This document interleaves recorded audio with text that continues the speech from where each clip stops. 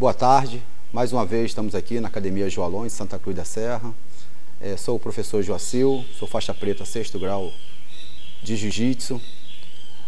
Sou formado em Educação Física, pós-graduado na área de Fisiologia. E estou aqui para responder mais algumas perguntas de alguns alunos, alguns amigos que praticam Jiu-Jitsu, não só na academia, mas também em outros lugares e questionam, né, algumas coisas, algumas dúvidas em relação ao Jiu-Jitsu, até mesmo pelo tempo que eu tenho no Jiu-Jitsu aqui em Duque de Caxias, né, onde fui o primeiro faixa preta formado pelo mestre Joilson em 1988. E uma das perguntas qual os alunos, né, e amigos às vezes fazem é, por exemplo, qual é a diferença, né, do Jiu-Jitsu atual para o Jiu-Jitsu dos anos 80, né? Então, a diferença é que hoje, né, o Jiu-Jitsu está levado mais para o lado competitivo, só a luta esportiva. Então, hoje o Jiu-Jitsu inicia principalmente quase que no chão. Os pessoal já sentam, não disputam muito queda, são raros, né, aqueles que disputam queda por causa, né, só aqueles que fazem judô, que já fazem em pé, mas o cara que faz só o Jiu-Jitsu geralmente já inicia no chão. Isso é o Jiu-Jitsu de hoje.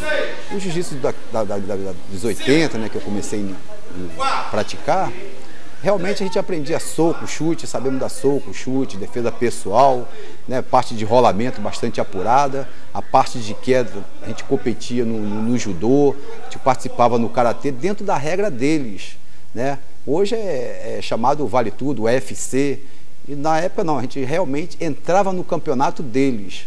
Então a diferença do Jiu-Jitsu de 80 para hoje é que eu acho que o Jiu-Jitsu na minha época ele era mais completo, né? Um atleta faixa preta de Jiu-Jitsu marrom, ele tinha condições de bater de frente dentro da regra do karatê, do judô, com maior tranquilidade.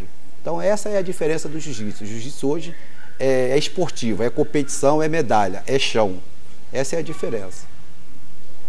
Outra pergunta que eles fazem muito, porque na academia aqui nós promovemos a criança, né, de 4, 5, 6 anos, a faixa vermelha. Então eu sou muito questionado em relação a isso. Aí eles me perguntam por quê? Porque pela federação a faixa seria cinza, né, para essa faixa etária. Mas a minha explicação é porque na época de 79, 80, a demanda de criança nessa faixa etária era muito pouca.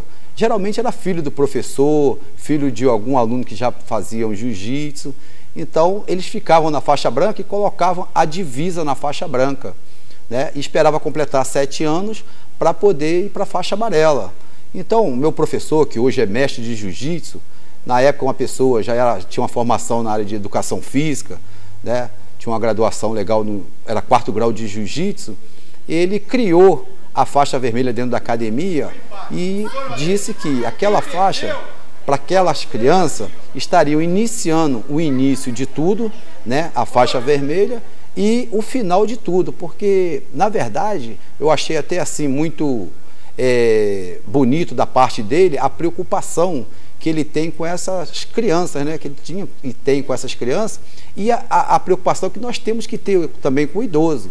Porque pegamos um mestre hoje com 70, 80, 90 anos, nós temos que ter um cuidado, e eles têm o conhecimento do jiu-jitsu, da arte, sabe muito, mas os cuidados em relação à queda, em relação aos movimentos, esse cuidado o professor tem que ter também com eles. Então, nós não vamos pegar uma criança de 4, 5 anos e dizer que é mestre de jiu-jitsu, mas nós vamos saber que ele está iniciando uma atividade, né, o jiu-jitsu. E quando chegar mais tarde, na idade, tiver a faixa vermelha, nós vamos saber claramente identificar que aquele ali é um mestre. Então eu acho que foi de uma grande inteligência, né, do mestre Joilson em criar essa faixa. E a federação hoje colocou a faixa cinza porque eu acho que é mais fácil copiar do judô a faixa cinza do que criar. Então, meu mestre, eu acredito que ele foi bem feliz nessa escolha, nessa faixa vermelha. E por isso, em homenagem a ele, eu sempre adotei a faixa vermelha para a criança. Outra pergunta que me fizeram é sobre o meu mestre, né? Qual é a minha relação com ele a respeito de jiu-jitsu, né? Quando se fala, a consideração que eu tenho, se existe alguma consideração por ele. Bom, me fizeram essa pergunta e o que eu tenho a dizer é o seguinte: o mestre Joilson é uma pessoa que eu devo muito a ele, não só pelo jiu-jitsu, mas pela minha formação, por tudo. Então, é uma pessoa que eu tenho ele como um espelho, né? É de um conhecimento enorme, né? De estudo, de caráter, personalidade. Então, uma pessoa muito forte, muito respeitada no meio, né, da política, no meio aqui do jiu-jitsu entre nós. É uma pessoa muito respeitada e muitos devem muito a ele, né, porque na época a gente não tinha jiu-jitsu aqui. Ele foi o primeiro faixa preta, foi o primeiro que trouxe jiu-jitsu para Caxias. Eu nunca mudei de professor, meu professor sempre foi ele e hoje ele é meu mestre.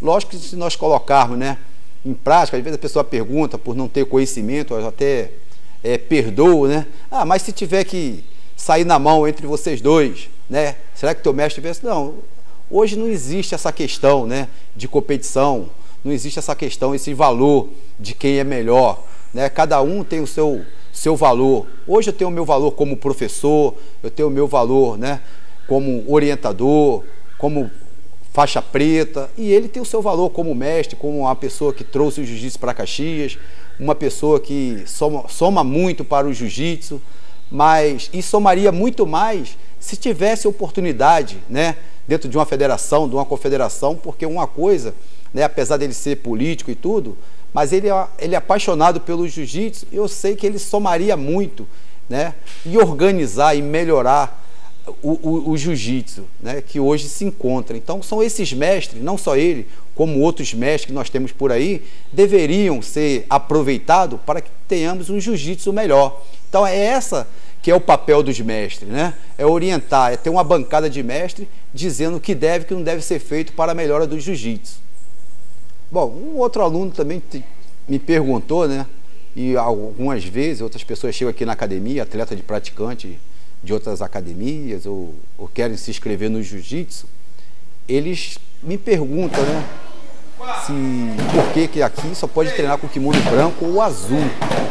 Então, por que com kimono branco ou azul? Porque hoje existe, né, kimono camuflado, preto, vermelho, azul, rosa, de várias cores.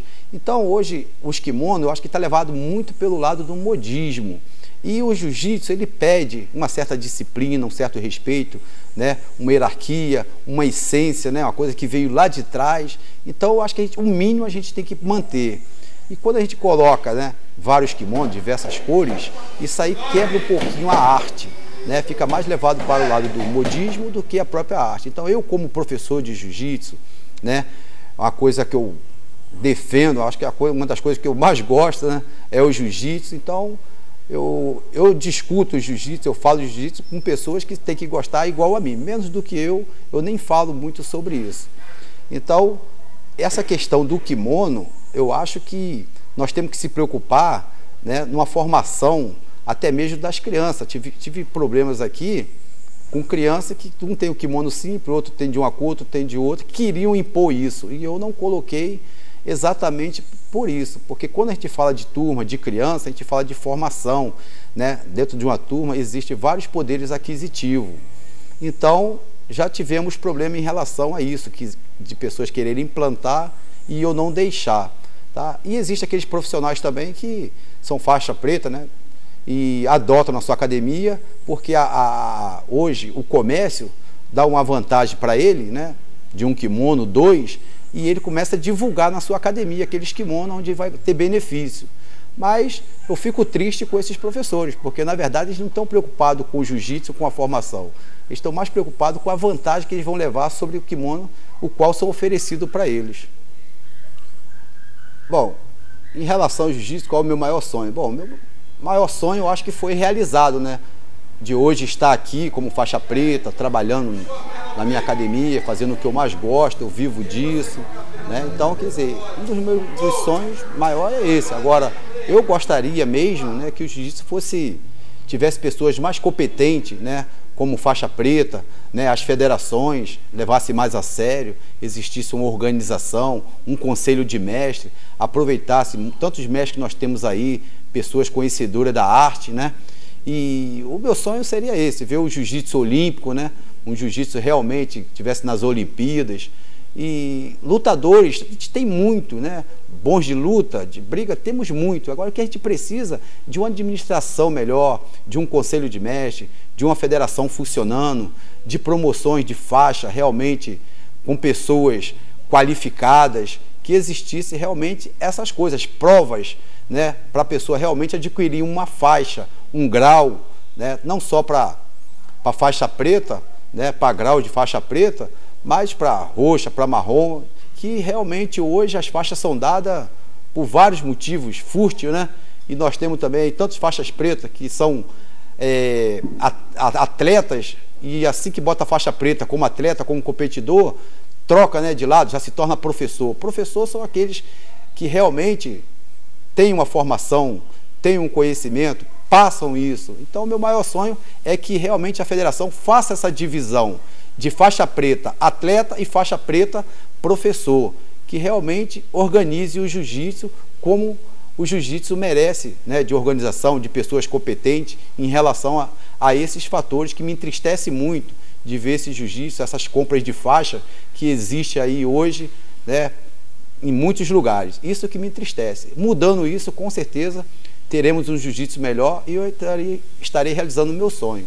Tá bom, pessoal? Mais uma vez, eu agradeço a todos vocês, tá? Estamos aqui respondendo mais um questionário aí de pessoas que têm dúvida e em breve estaremos de novo, né, respondendo outras perguntas, caso seja necessário. Pode me perguntar, pode vir aqui na minha academia, pode visitar. Aqui não é só a academia, aqui é a minha casa, eu moro aqui, tá bom?